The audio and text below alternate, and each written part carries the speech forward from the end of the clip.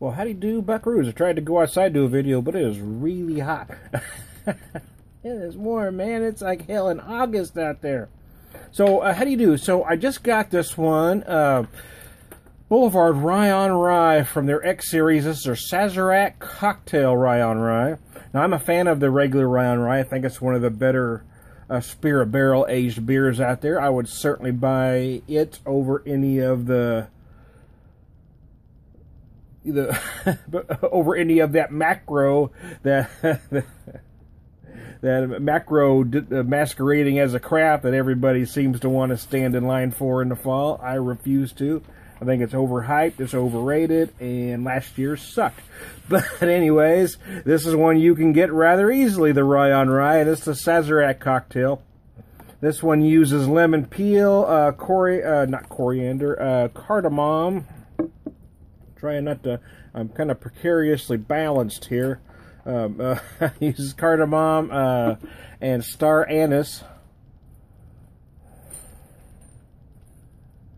I've noticed when I first popped it, the lemon peel was very noticeable on the nose, and as I've let it warm up and breathe a bit, if you will, I hate to sound pretentious, but a beer like this really is best if you pour it and leave it alone for a few minutes. That all the aromas have balanced out. You do feel oh, it has cinnamon. That's right. It just hit me. Anyways, yeah, all the spices have kind of balanced out. I've noticed when a beer like this is colder, the aromas and the flavors are sharper. They tend to meld together better. They tend to be more cohesive as it warms, and that's really what this has done.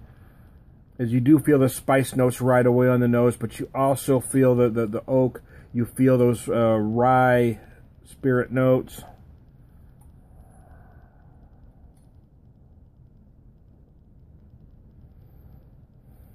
(11.8), 59 IBUs. Yes, it does feel like a big beer, but it doesn't feel overwhelming. I think those that are intimidated by spirit beers,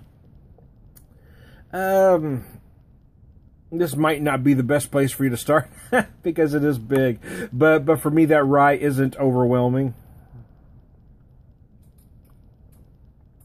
But it is readily apparent in every drink. It does kind of permeate the flavor. It doesn't overpower it, but it certainly is there all the way through your sip. It's not in certain spots. You do feel that rye all the way through, and then you'll feel those various spices. I feel the lemon peel most at the very end. You really feel that slight lemon peel right at the very end. It's nice. I think it's put together well. Does it taste like a Sazerac cocktail? Well, I'm going to say it tastes more like it was inspired by the cocktail. You know, if I want to drink an actual Sazerac cocktail, I'm going to buy one, so I don't necessarily need a beer to taste like one. But I do kind of like what they have aspired to do here, was make a beer inspired by the cocktail. So how about that? That was rather diplomatic, wasn't it?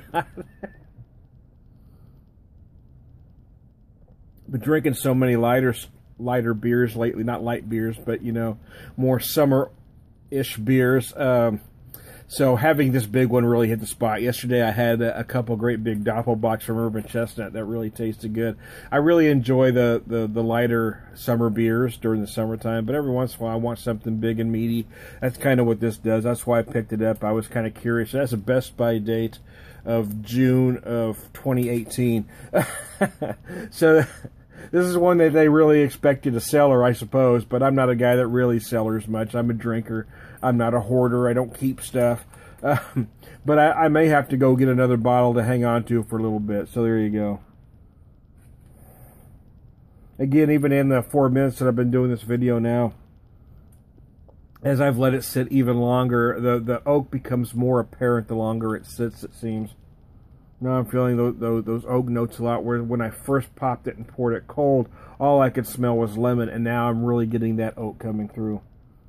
It is worth a look. I mean, if you're a fan of this type of beer, a big ale that's aged in a spirit barrel, this is a must, and for my money, it's certainly better than that one that most of you are going to stand in line for and brag about in a couple months.